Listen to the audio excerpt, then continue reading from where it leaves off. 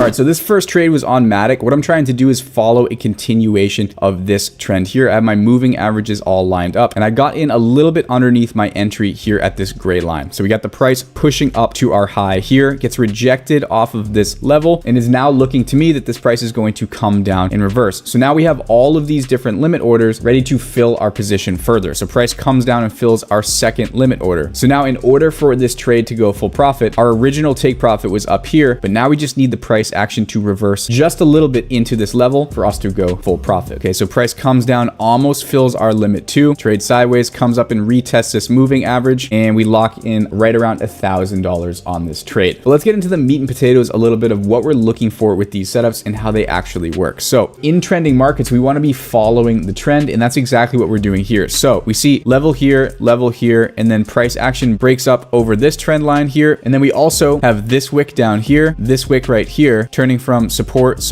to significant resistance once the price action breaks down through that level, hits it as a resistance, and then fails. So as soon as I see price action coming up back up to this level, hitting resistance, and then breaking up through that, I have confirmation now that this trend is most likely going to continue. We also have our moving averages lined up. So we have a 20, a 50, and a 200 period EMA on a 5-minute chart frequency, basically showing us with all of these moving averages lined up, we could see a continuation in trend. Price comes down, hits off these moving averages. If this price hits off of this level and comes up to here, this is going to get us out for full profit, and then we'll take the trade on the continuation and walk away. Now you can see price did come up and try to make a run at our take profit, and then we dumped through our initial entry and then came down to this secondary level here where I added my second amount of units. I'm going to explain a little bit further into the video how this actually works. Basically what we're doing is we're adding more shares down here to drop the price that Matic needs to get to in order for our full take profit to be hit. And you can see price almost came down to trigger our second limit order, but ended up flipping around and then came up to this level, and we're able to get out for roughly a $1,150 gain on this trade. This was the second trade here on LTC. Now this was a very interesting trade because it happened really quickly, and it's something that you need to keep in mind, especially when we're trading these types of range strategies. All right, so price drops down through our entry, through limit 1, almost hitting limit 2, all in one 30-minute candle. My P&L wasn't slid over, but you can see we're up 900, 1,000, 1,100. Once again, price just comes back up in one candle, fills us on limit 1, and then gets us out of the trade. So you can see this trade ended up being a $950 gain after slippage and fees. So once again, with this setup, I'm looking for a break of trend here, which we get confirmation on. Price action breaks through here, retests the overside of this trend, and then has an extension. Now, what I would have liked to see is for the price action to break over this level, because this is what we're typically looking for. All right, this is going to show us the full follow through in the continuation. We actually did get a rejection off of here. This is really what I wanted to talk about in this type of trade. So right here, we have the opens of the New York session. And basically this is going to show us that this is an expected period of volatility. The New York stock market largely affects all the other global markets. And we can see right as New York started in this zone here, this is where we got the large wick down. So if we're trading smaller ranges, yes, sometimes it is nice to be able to get these one candle down, fill, and then get out in 30 minutes. But also what we're trying to do with this system is allow price action to gradually trend through our levels and eventually get us out of our system. So normally we're wanting to avoid volatility like this if we're trading smaller zones. I felt like the range was wide enough on this one, and we were able to capitalize and basically make $1,000 in 30 minutes, which is really amazing. All right, let's get into our next trade, which was on Ethereum, and see how this plays out. So once again, we have our overall trend here. We have our limits set, and now we just need to let the trade unfold. Okay, so price action is coming down off of this level, fills our limit 1. We see it activated over there. All right, so now we're up about $2,000 on this trade. Now we are sitting through the New York session now, so we could expect some volatility to happen. Oh yeah, I forgot. This is where my screen stopped recording, so I'm just gonna have to show you the P&L to prove that we closed the trade out, and then I'm gonna show you how it unfolded on TradingView. So once again, I'm finding this downtrend break of structure, and then a positive trend line with positive 20, 50, and 200 exponential moving averages. All right, and believe it or not, this trade was a little bit of a mistake, and the reason for this is because it kind of happened overnight and price action ended up changing. When I found this trade, we were at this peak. I set up all of my entry criteria, confirmed my details, then I just input all of these orders into Bybit and left it to run by itself. Now, the funny thing about this trade is it actually broke new highs overnight. You can see this is 1, 2, 3 o'clock in the morning. So realistically, this trade should have been set up more like this, but instead I got filled as if the trend broke and moved down here, which was actually kind of a mistake. But funny enough, price came down to fill our limit 1 and then came up and hit our entire full take profit to get us out for $3,200. So after slippage and fees, we had about $3,100 in profit. And really what we're looking out for is PMI, FOMC, CPI data, all of these things that are going to sort of affect the monetary policy of the US are going to swing the stock market and then sort of residually the crypto market. And we're trying to avoid these crazy big moves in volatility unless we're sort of expecting it for the trade. All right, we can go over to our economic calendar on TradingView, toggle on the only high importance events. We can see on Monday, we have a Japanese interest rate decision, may or may not be super important. Inflation rate year over year in Britain's probably going to matter a significant amount. GDP growth rate for the US on Thursday, December 21st. This could add some volatility to the market. Realistically, over time, as you trade these things, you need to see which economic events actually have impact on the markets.